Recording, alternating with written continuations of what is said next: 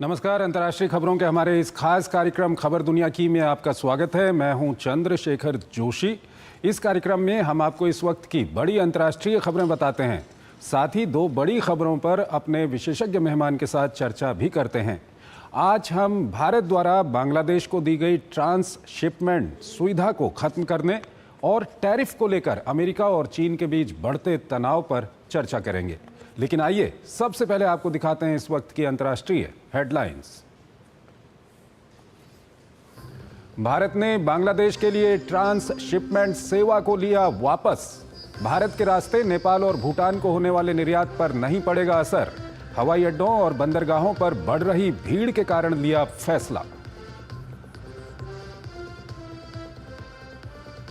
2008 मुंबई आतंकी हमलों का दोषी ताहिर राणा अमेरिका से हुआ प्रत्यर्पित। विशेष विमान से लाया जा रहा है भारत। राणा पर डेविड हेडली के साथ मुंबई हमले की साजिश रचने का आरोप।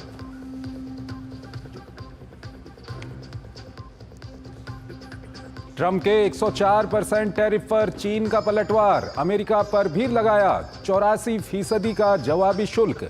ट्रंप की उद्योगपतियों से निवेश की अपील। कहा शून्य टैरिफ का व्यापारी उठाएं फायदा।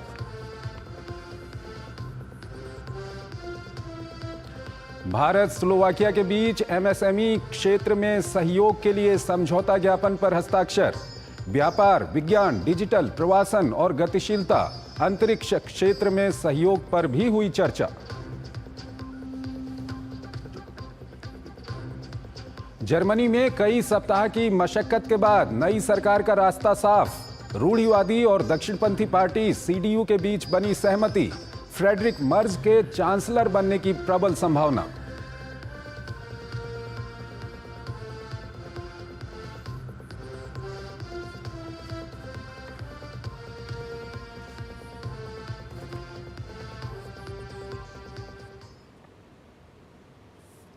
और आइए पहली खबर की ओर आपको लिए चलते हैं। बांग्लादेश के प्रति भारत ने अपना रुख कड़ा कर लिया है। आज बांग्लादेश को लेकर विदेश मंत्रालय ने क्षेत्रीय संपर्क और जल बंटवारे के मामले पर सख्त संदेश दिया है। विदेश मंत्रालय ने घोषणा की है कि बांग्लादेश को दी गई ट्रांसशिपमेंट सुविधा अब खत्म कर दी गई है। साथ ही भारत ने यह भी कह दिया कि तीस्ता जल समझौते पर बातचीत तभी होगी जब माहौल अनुकूल होगा। बांग्लादेश को दी गई ट्रांसशिपमेंट सुविधा वापस ले ली है। यह फैसला 8 अप्रैल 2025 से लागू हो गया है। इसका मतलब यह हुआ कि अब बांग्लादेश भारतीय बंदरगाहों और हवाई अड्डों के जरिए किसी तीसरे देश को सामान नहीं भेज पाएगा, लेकिन नेपाल और भूटान को जाने वाला सामान इससे बाहर रहेगा। The transshipment facility extended to Bangladesh had over a period of time resulted in significant congestion at our airports and ports. The facility therefore has been withdrawn with effect from 8th April 2025. These measures do not impact Bangladesh's exports to Nepal and Bhutan transiting through Indian territory. Bangladesh को यह सुविधा 2020 में दी गई थी ताकि क्षेत्रीय संपर्क बेहतर हो, लेकिन समय के साथ भारतीय बंदरगाहों और हवाई अड्डों पर भीड़ बढ़ने लगी। विदेश मंत्रालय के प्रवक्ता रणधीर जायसवाल ने कहा कि इससे देरी हो रही थी और लागत भी बढ़ रही थी। इसका असर भारत के अपने निर्यात पर पड़ रहा था। दरअसल ट्रांसशिपमेंट एक ऐसी प्रक्रिया है जिसमें एक देश से निकला हुआ माल सीधे अपने गंतव्य देश नहीं जाता है। ये माल पहले किसी तीसरे देश के बंदरगाह या सीमा से होकर गुजरता है, फिर यहाँ जहाज, ट्रक या ट्रेन जैसे दूसरे साधनों से माल आगे भेजा जाता है। इसके अलावा भारत ने तीस्ता जल बंटवारे को लेकर भी बांग्लादेश को दो टूक कहा है कि दोनों देश 54 नदियां साझा करते हैं, जिनमें तीस्ता और गंगा शामिल हैं। विदेश मंत्रालय ने कहा कि इन पर बातचीत तभी होगी जब माहौल ठीक हो। To discuss all relevant issues, water issues, we have a mechanism, a bilateral mechanism, which is called Joint Rivers Commission. We are ready to discuss all issues, provided that they are mutually agreed upon, and provided that the overall environment is conducive for the same. Bharat का ये दोहरा संदेश, एक ओर संपर्क सुविधा और दूसरी ओर जल विवाद पर कड़ा रुख, बदलते द्विपक्षीय संबंधों में एक सोच समझकर उठाया गया कदम माना जा रहा है। ये एक संकेत है, लेकिन देखना है कि बांग्लादेश इससे कोई सबक लेता है या नहीं। डीडी न्यूज के लिए अखिलेश सुमन की रिपोर्ट।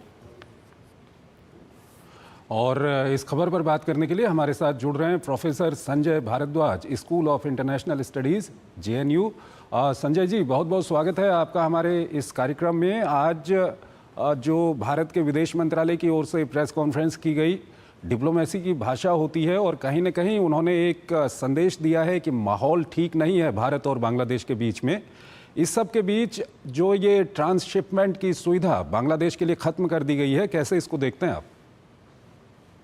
देखिए, ये निश्चित रूप से एक जो भारत एक तरीके से जो ईस्टर्न साउथ एशिया सब रीजन को इंटीग्रेट करने की बात कर रहे थे और बांग्लादेश के साथ एक नॉन रेसिप्रोकल रिलेशंस भारत के चले आ रहे थे, जिसमें भारत ने इंफ्रास्ट्रक्चर डेवलपमेंट की बात है, लाइन ऑफ क्रेडिट की बात है, या बांग्लादेश को बहुत सारे मामलों में खासकर जो ट्रांसशिपमेंट फैसिलिटीज़ में एक नॉन रेसिप्रोकल और उनको एक फैसिलिटेशन किया हुआ था और उससे बांग्लादेश की इकोनॉमी को बहुत इजाफा हो रहा था। जो शिपमेंट्स मिडिल ईस्ट जा रहे थे या यूरोपियन कंट्रीज जा रहे थे, उसमें भारत के लैंड पोर्ट्स को बांग्लादेश इस्तेमाल करता था। रेडीमेड गारमेंट्स हुआ या दूसरे फार्मास्यूटिकल प्रोडक्शंस हुए, वो सब में अब निश्चित रूप से जिस तरीके का डेवलपमेंट बांग्लादेश कर रहा है और बांग्लादेश का जो अभी कारवा का जो सलाहकार है मोहम्मद यूनुस, जो जिस तरीके की लूज टॉक कर रहे हैं और एक जो अपना तेवर दिखा रहे हैं कि भारत और को बैलेंस करने के लिए, मैं ये कहूँगा आज के दिन अमेरिका को भी वो बैलेंस करने के लिए कभी चाइना की गोद में जाके बैठते हैं, कभी जो आर्थिक सहयोग की बात करते हैं और चाइना को कहते हैं कि आप हमारे यहाँ पे इन्वेस्ट कीजिए क्योंकि बांग्लादेश इंडियन ओशन में या गल्फ में बे ऑफ बंगाल में डोमिनेट करता है और आइडियोलॉजिकल सपोर्ट के लिए वो जमात इस्लाम और पाकिस्तान की गोद में बैठते हैं। तो ये निश्चित रूप से जो ईस्टर्न साउथ एशिया सब रीजन है उसकी शांति और सुरक्षा और स्थायित्व के लिए खतरा है, क्योंकि वो कट्टरवादी ताकतों को आगे बढ़ा रहे हैं और भारत का जो पूर्वोत्तर राज्य हैं जो उसमें पहले भी बांग्लादेश जब खालिदा जिया सरकार थी तो उस वक्त काफ़ी कुछ हद तक जो इंसर्जेंट्स ग्रुप्स को सपोर्ट करते थे, उल्फा के बेसिस बांग्लादेश में थे। तो दोबारा से उन ताकतों को एक मजबूत करने के लिए इस मोहम्मद यूनुस सरकार काम कर रही है और ढाका यूनिवर्सिटी और कई स्थानों पे इस तरीके के नारे भी लग रहे हैं।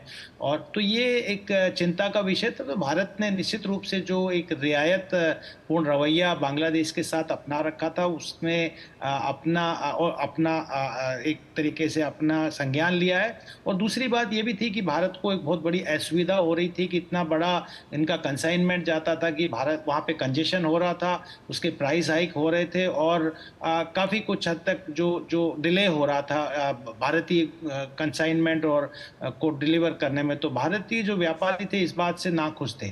तो ये दोनों ही फैक्टर हैं जो भारत की बांग्लादेश की जो प्रति जो नीति है उस पे भारत का एक सख्त रुख और एक जो रेसिप्रोकल आप ये कहिए कि एक एटीट्यूड भारत ने अपनाना शुरू कर दिया बांग्लादेश के। संजय जी, थोड़ा सा हमारे दर्शकों को समझा दीजिए कि कैसे भारत ने एक बड़ा झटका बांग्लादेश को दिया है, सरल भाषा में क्या कुछ होता है ये ट्रांसशिपमेंट जो है? देखिए, दो तीन मुद्दे हैं। जो बांग्लादेश बेसिकली जो पोर्ट्स हैं यहाँ पे, चित्तौड़गंज पोर्ट है उनका बहुत ही कंजेस्टेड पोर्ट है, बहुत ज़्यादा वहाँ पे नहीं हो पा रहा था उस, और दूसरे जो नए पोर्ट्स वहाँ पे पायरा और मोंगला पोर्ट वहाँ पे इमर्ज हो रहे। तो बांग्लादेश बेसिकली कोलकाता पोर्ट का और जो हमारे दूसरे क्योंकि लैंड रूट से जाके जो लैंड पोर्ट्स हैं, चाहे उसमें गुजरात में हो, मुंबई में हो, इन पोर्ट्स का भी वो इस्तेमाल करते थे लैंड रूट से जाके। तो निश्चित रूप से बांग्लादेश को इससे व्यापार में बहुत इजाफा होता था। जो उनके प्रोडक्शंस हैं वो मिडिल ईस्ट में जाते थे, यूरोपियन कंट्रीज में जाते थे। ना केवल यही, इसके अलावा जो बांग्लादेश को नेपाल और भूटान में भी व्यापार का बहुत कुछ रियायत और बहुत कुछ सुविधाएं दी गई थी। ये बेसिकली, लेकिन कहीं ना कहीं भारत ने एक बड़ा दिल दिखाया है, नेपाल और भूटान के लिए जो व्यापार है उसको कहीं ना कहीं छूट दी है, उसको अलग रखा है।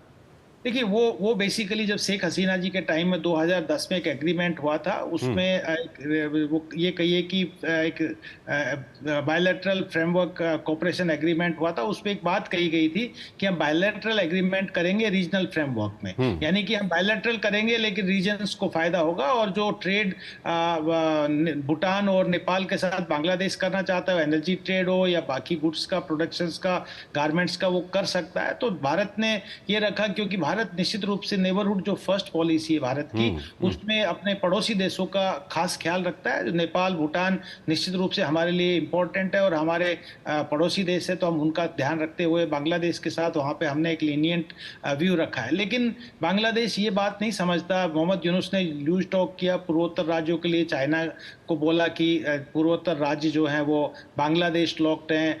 ये बात मोहम्मद यूनुस भूल जाते हैं कि जो बांग्लादेश है वो 3 तरफ से इंडिया लॉक्ड है, और बांग्लादेश की जो इकोनॉमी है, जो डेवलपमेंट है, स्टेबिलिटी है, वो बहुत कुछ हद तक भारत पे डिपेंडेंट करता है। जो इनफॉर्मल ट्रेड और फॉर्मल ट्रेड अगर दोनों बांग्लादेश भारत के साथ बांग्लादेश करता है, तो उनकी जो प्राइस है, जो इन्फ्लेशन है, वो स्टेबल रहती है। जिस दिन ये ट्रेड रुक गया, आप मान के चलिए कि 30% इन्फ्लेशन बांग्लादेश में बढ़ जाएगा, वहाँ हाहाकार हो जाएगा, वहाँ पे इकोनॉमिक क्राइसिस हो जाएगा। जो श्रीलंका में जो फ्यूल्स और मेडिसिन और फूड्स का जो प्राइस बढ़े थे, जो पाकिस्तान में गेहूं के जो जिस तरीके से प्राइस हुए थे, वही हालात बांग्लादेश में हो जाएंगे। तो बांग्लादेश ये बेसिकली मोहम्मद यूनुस जो है अपने राजनीतिक फायदे के लिए इस तरीके की बयान देता है, इस तरीके की बातें कर रहा है। और क्योंकि मोहम्मद यूनुस को की जो सरकार है वो असंवैधानिक है, संविधान में कोई प्रोविजन नहीं है, उसको राजनीतिक लेजिटिमेसी भी नहीं है, क्योंकि वहां पे वो इलेक्शन कराना नहीं चाहते, क्योंकि इंटरनल कॉन्फ्लिक्ट्स है। जमात और जो स्टूडेंट एक्शन अगेंस्ट एक्शन, वो चुनाव नहीं कराना चाहते। बीएनपी कहती है चुनाव करो। तो बेसिकली जो इंटरनल कंटेस्टेशन हो रहा है, जो अवामी लीग के खिलाफ फोर्सेज उनके बीच में आपस में जो मनमुटाव हो रहा है, उसको डाइवर्ट करने के लिए सर एक सवाल और आता है, एक और सख्त मैसेज कहीं ना कहीं आज भारत की तरफ से बांग्लादेश को दिया गया है। कहा गया है कि तीस्ता को लेकर के जो समझौते की बातचीत है वो हम तभी करेंगे जब माहौल ठीक होगा। तो ये भी एक सख्त संदेश इसको कह सकते हैं। देखिए, दो मुद्दे बहुत महत्वपूर्ण है आज बांग्लादेश के लिए। एक तो जो गैंजेस वाटर ट्रीटी किया हुआ था 1996 में, 2026 में वो 30 साल पूरे हो रहे हैं, तो वो उसका भी रिन्यूअल की बात आएगी। और भारत तो उसमें बहुत लीनियंट थे। भारत ने उनको 50% शेयरिंग फॉर्मूला रखा, गारंटी पीरियड दिया, और भारत तीस्ता के मामले में भी बांग्लादेश के प्रति बहुत लीनियंट रहे, और हम डील के बहुत नजदीक थे।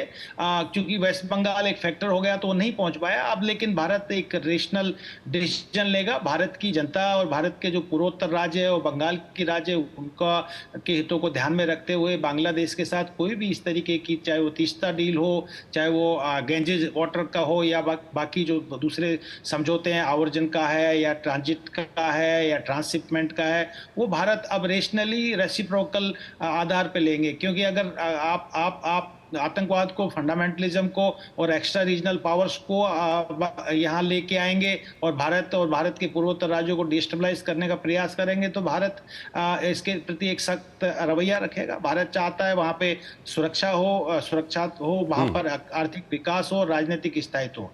लेकिन जिस तरीके की मोहम्मद यूनुस और उनके जो सहयोगी हैं, जो खासकर जमात के लोग हैं, जो पाकिस्तान की सह पर पाकिस्तान के नारे लगवा के और पाकिस्तान, मोहम्मद अली जिन्ना की जन्म शताब्दी वहां मना के जिस तरीके की एक्टिविटीज करना चाहते हैं, दूसरा पाकिस्तान बनाना चाहते हैं, वो निश्चित रूप से बांग्लादेश की जनता के लिए गुड टेस्ट नहीं होगा। क्योंकि बांग्लादेश की जनता बेसिकली शांति चाहती है। वहां पे वो कल्चरल बंगाली राष्ट्रवाद की बात करते हैं, लेकिन ये जो कुछ तत्व हैं जो इस्लामिक राष्ट्रवाद के आधार पे अपने आप को वहां स्थापित करने का प्रयास करते हैं। 1971 में भी इन लोगों ने बांग्लादेश की आजादी का विरोध किया था, वो दोबारा से हावी हो गए। मैं जानता हूं कि बांग्लादेश की जनता इनको जवाब देगी। वहां पे जो सेकुलर, लिबरल, डेमोक्रेटिक मुस्लिम्स हैं, हिंदूज हैं, वो इस असंवैधानिक सरकार को उखाड़ फेंकेंगे। बिल्कुल, मोहम्मद यूनुस की जो अंतरिम सरकार है उसके खिलाफ काफ़ी गुस्सा है बांग्लादेश के अंदर में, और यही कारण है कि वो मामलों को डाइवर्ट कर रहे हैं। लेकिन वो जो गुस्सा है, और उसका दूसरा कारण ये भी है कि वो चुनाव को इसीलिए वहाँ पर डिले कर रहे हैं। संजय जी हमारे साथ जी आज वहाँ बहुत बड़ा प्रोटेस्ट हो रहा है। वहाँ पे के जो मैकडोनल्ड है, वहाँ पे जो डोमिनोज हैं, KFC है, इस पे अटैक हुआ। वो बहुत सारा वहाँ पे केओस हो रहा है। वो अमेरिका के भी खास नहीं रहे, भारत के भी खास नहीं रहे, और जो बांग्लादेश के जो जिन्होंने अपनी आज़ादी के लिए जो कुर्बानी दी थी उनके भी खास नहीं रहे। तो ये बेसिकली बांग्लादेश के हित में नहीं सोचते, वो सिर्फ इस्लाम और अपने हित में ठीक है, ज़्यादा ठीक है, सोचते हैं। ठीक है। संजय जी हमारे साथ बने रहिए, एक और विषय है उस पर अभी आपसे बातचीत करेंगे। फिलहाल हमको यहाँ पर एक छोटा सा ब्रेक लेना है।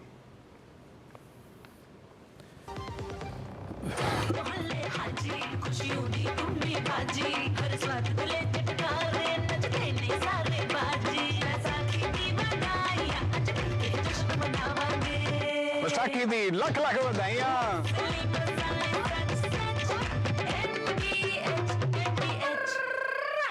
खुशखबरी आप जैसे युवाओं के लिए है। भारत सरकार की एक शानदार स्कीम है। इसमें सरकार युवाओं को विभिन्न सेक्टर्स में देश की टॉप कंपनीज में इंटर्नशिप करने का मौका दे रही है। इस स्कीम का लाभ 21 से 24 साल के युवा उठा सकते हैं जो फुल टाइम एजुकेशन या एम्प्लॉयमेंट में नहीं है। प्राइम मिनिस्टर इंटर्नशिप स्कीम, आपके सपनों की उड़ान।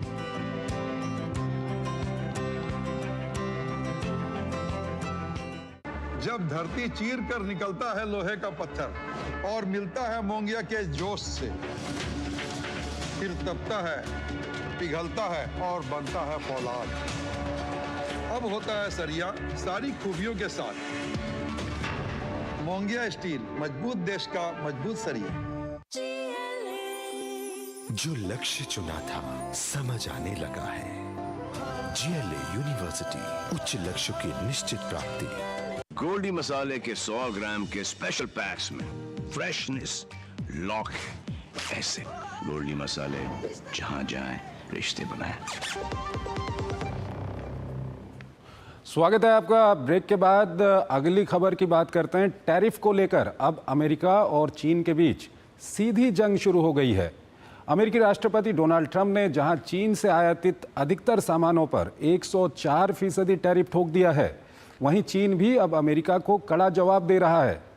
चीन ने राष्ट्रपति ट्रंप द्वारा शुरू किए गए इस व्यापार युद्ध को अंत तक लड़ने की बात कही है। इस सब के बीच व्यापार युद्ध का असर अब पूरी दुनिया पर दिखाई देने लगा है। ये रिपोर्ट देखिए। दुनिया की दो बड़ी अर्थव्यवस्थाओं के बीच रस्साकशी नहीं बल्कि व्यापार को हथियार बनाकर छेड़ा गया युद्ध है। इसकी आग में अमेरिका और चीन ही नहीं बल्कि दुनिया के दूसरे देश भी जलेंगे। इसका अंदाजा सोमवार को दुनिया के शेयर बाजारों में हुए भयावह ब्लडबाथ से लगाया जा सकता है, जब पलक झपकते ही लाखों करोड़ डॉलर सुहा हो गए। फिर एक अटकल से शेयर बाजारों की उखड़ती सांसों को संजीवनी जरूर मिली, लेकिन चीन के अमेरिका पर 34% के शुल्क के पलटवार से सिर्फ बाजार ही नहीं, राष्ट्रपति ट्रंप भी लड़खड़ा गए। इस कदम से ट्रंप इतना चिढ़ गए, उन्होंने चीन पर 50% और टैरिफ ठोक दिया। ट्रंप ने चीन पर पहले मार्च में 20% टैरिफ थोपा, फिर 2 अप्रैल को 34% टैरिफ लगाया और चीन के जवाबी कार्रवाई से नाराज ट्रंप ने बुधवार से 50% अतिरिक्त टैरिफ का भार डाल दिया। अमेरिका में आयात होने वाले चीनी सामानों पर अब तक 104% टैरिफ लगाया जा चुका है। शाम होते होते चीन ने अमेरिका पर फिर जवाबी हथौड़ा चलाया। अमेरिकी सामानों पर 50% शुल्क बढ़ाकर ट्रंप को बराबर का जवाब दे दिया। इस तरह अब अमेरिका पर लगने वाला शुल्क 84% हो गया है। नई दर 10 अप्रैल से लागू होगी। चीन अमेरिका के इस कदम को सिर्फ विकास पर ही नहीं बल्कि अपनी संप्रभुता और सुरक्षा पर हमला मानता है। सिर्फ इतना ही नहीं, अगर दोनों देशों के बीच व्यापार युद्ध अगर इसी तरह से जारी रहा तो सप्लाई चेन प्रभावित होगी, जिसकी चपेट में पूरी दुनिया आएगी। दो आर्थिक महाशक्तियों के बीच शुरू हुआ ये व्यापार युद्ध कभी भी असल जंग का रूप ले सकता है। चीन का कड़ा रुख और ट्रंप के अड़ियल रवैये से इस आशंका को बल मिलता है। चीन के खिलाफ चलाए गए टैरिफ हंटर से पूरी दुनिया करा रही है। यूरोपीय और एशियाई बाजारों में खून खराबा भी जारी है। तकरीबन सभी शेयर बाजार लाल निशान में बंद हुए। टैरिफ की सुनामी में अमेरिका का सबसे विश्वस्त भागीदार जापान भी गोता लगाता दिखा। दोस्त हो या दुश्मन, ट्रंप के खिलाफ इस लड़ाई में सभी लामबंद होते दिखाई दे रहे हैं। चीन पड़ोसी देशों के साथ हाथ मिलाने का इशारा कर रहा है, तो वहीं जापान इसे राष्ट्रीय संकट मान रहा है। इससे निपटने के लिए 1000 हेल्प डेस्क स्थापित कर टैरिफ से जुड़े हर सवाल का जवाब दिया जा रहा है। बहरहाल ट्रंप की टैरिफ नीति से अमेरिका को हर दिन करीब $2 बिलियन का राजस्व जरूर मिल रहा है, लेकिन निवेशकों को लगातार नुकसान हो रहा है। महंगाई और मंदी की आशंका पर फैलाए खड़ी दिखाई दे रही है। कई उद्योगपति और अर्थशास्त्री बार बार चेतावनी दे रहे हैं कि अगर ट्रंप ने अपनी नीतियों की समीक्षा नहीं की तो महंगाई और मंदी की मुसीबत से अमेरिका को कोई बचा नहीं पाएगा। हालांकि ट्रंप कह रहे हैं कि ये सब बेकार की बातें हैं। अगर ऐसा होता तो 50 देश उनकी खुशामद में नहीं लगे होते। प्रोफेसर संजय भारद्वाज हमारे साथ जुड़े हुए हैं school of international studies JNU से, उनसे हम बातचीत करेंगे। प्रोफेसर भारद्वाज, ये टैरिफ को लेकर के जो कुछ चल रहा है, इस पर आप क्या कुछ कहेंगे? क्योंकि प्रेसिडेंट ट्रंप कहीं न कहीं अपनी जो डोमेस्टिक ऑडियंस हैं, जिन लोगों ने उनको राष्ट्रपति बनाया है, उनको तो वो संतुष्ट करने में सफल रहे हैं, लेकिन पूरी दुनिया को कहीं न कहीं उन्होंने हिला दिया है और खासकर चीन के साथ तो अब आर पार की जंग जो है वो शुरू हो गई है। क्या कुछ कहेंगे? देखिए, ये बात सही है कि अगर आप जो राष्ट्रपति ट्रंप की अगर इलेक्शन कैंपेन देखते हैं और उस कैंपेन का ये जो टैरिफ का इशू है या मेकिंग अमेरिका ग्रेट अगेन, वो कैंपेन था, या आप ये कहिए कि अमेरिका को एक मैन्युफैक्चरिंग हब दोबारा से बनाने की बात थी, ये उनके इलेक्शन कैंपेन के ही एजेंडा थे। और मुझे लगता है कि अमेरिका की जनता ने इन एजेंडों को ध्यान में रखते हुए, इन मैनिफेस्टो को ध्यान में रखते हुए ही ट्रंप को सत्ता में लेके आए हैं। लेकिन इस लेवल तक और इस जो क्वांटम है, जो वॉल्यूम है टैरिफ का, वो क्लैरिटी नहीं थी। अमेरिकन्स को भी नहीं थी और दुनिया को भी नहीं थी, क्योंकि अमेरिकन्स ने भी उनको वोट किया और दुनिया के बहुत सारे देशों ने ट्रंप की विक्ट्री के में भी सहयोग दिया। तो ये बात मान के चलिए। लेकिन जो बड़ी बात आ रही है कि मुझे लगता है इसके कई मायने हैं, जो एक भू राजनीतिक मायने भी हैं, आर्थिक मायने भी हैं, और जो पॉपुलिस्ट पॉलिटिक्स है वो भी एक फैक्टर है। देखो, ट्रंप निश्चित रूप से अमेरिका के भले की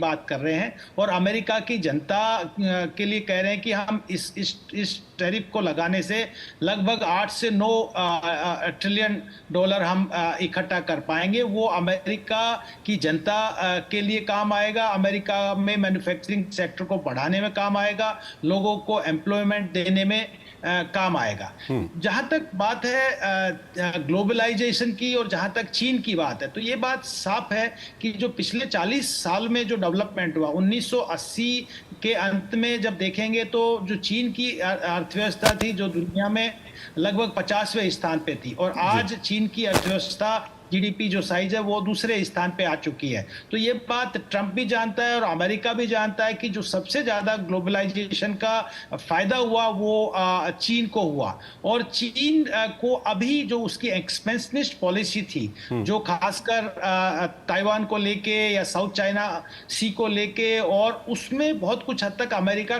कुछ कर नहीं पा रहा था, या रशिया को भी समर्थन और सैंक्शंस को बिल्कुल न्यूट्रलाइज करने में जो चीन की भूमिका थी, उसमें अमेरिका बहुत कुछ कर नहीं पा रहा था, क्योंकि अमेरिका की बहुत कुछ हद तक चीन पे डिपेंडेंसी है, आर्थिक डिपेंडेंसी है। तो उस आर्थिक डिपेंडेंसी से अमेरिका अपने आप को इंडिपेंडेंट करना चाहता है, अपने आप को विड्रॉ करना चाहता है, और जो ट्रेड जो है वो बेसिकली उनसे टैरिफ लगा के उसको अमेरिका आधारित ट्रेड बनाने की बात है। दूसरी बात जो अमेरिका के संदर्भ में जब हम कहेंगे कि अमेरिका ये भी देख रहा है कि इस पूरे ट्रेड एपिसोड से ये भी बात होगा कि जो चीन का बढ़ता हुआ जो प्रभाव है, जो चीन का जो बेल्ट एंड रोड इनिशिएटिव के माध्यम से जो एक सप्लाई चेन डेवलप कर दी, तो एक चीन जो अल्टरनेटिव डिस्कोर्स क्रिएट करने की बात कर रहा है, यानी कि जो अमेरिका सुपर पावर है, जो हेजोमन है,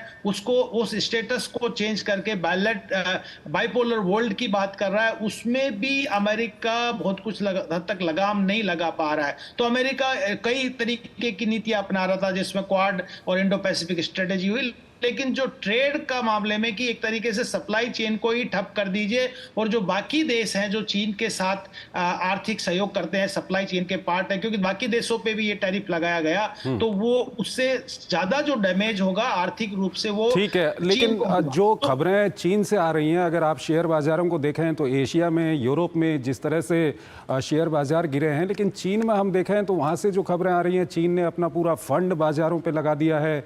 चीन की जो सरकारी कंपनियां हैं वो आगे आई हैं और वहाँ पर आप देखें, अगर आप चीन के शेयर बाजारों को देखें तो उतनी गिरावट है नहीं वहाँ पर।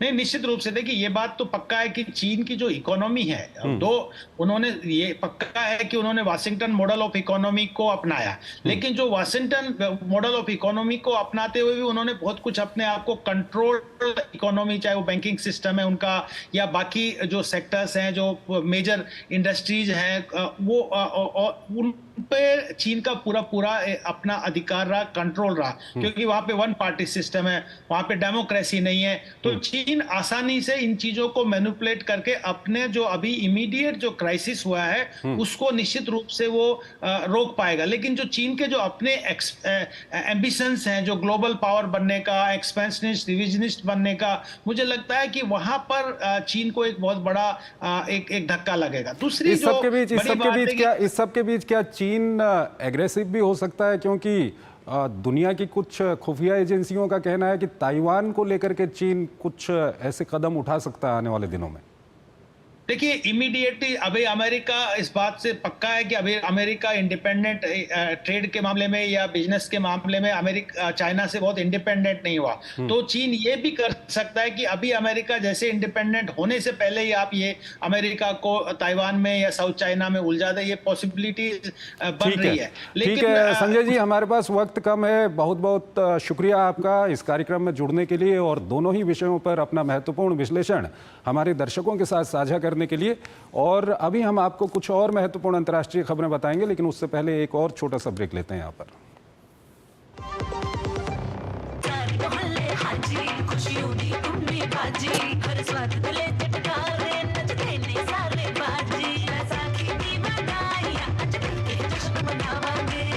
बैसाखी दी लख लख बधाइयां।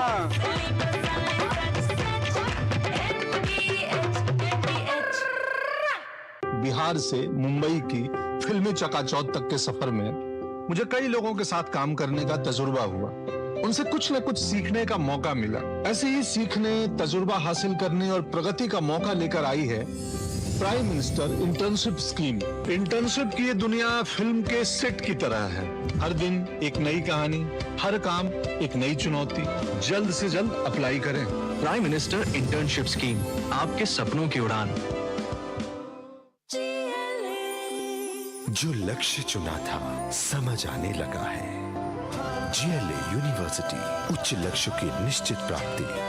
एक ऐसा तबका जो रिटायरमेंट के बारे में आज भी बिल्कुल नहीं सोचता, वो है औरतें। औरतें कमा के भी वल्नरेबल हैं। सो एनपीएस एक इक्वालिटी ला रहा है। हम सब एक बराबर प्लेटफॉर्म पे हैं। अपने बेहतर कल को सुनिश्चित करने के लिए एनपीएस जरूरी है। गोल्डी मसाले के 100 ग्राम के स्पेशल पैक्स में फ्रेशनेस, लॉक ऐसे। गोल्डी मसाले, जहां जाएं रिश्ते बनाएं।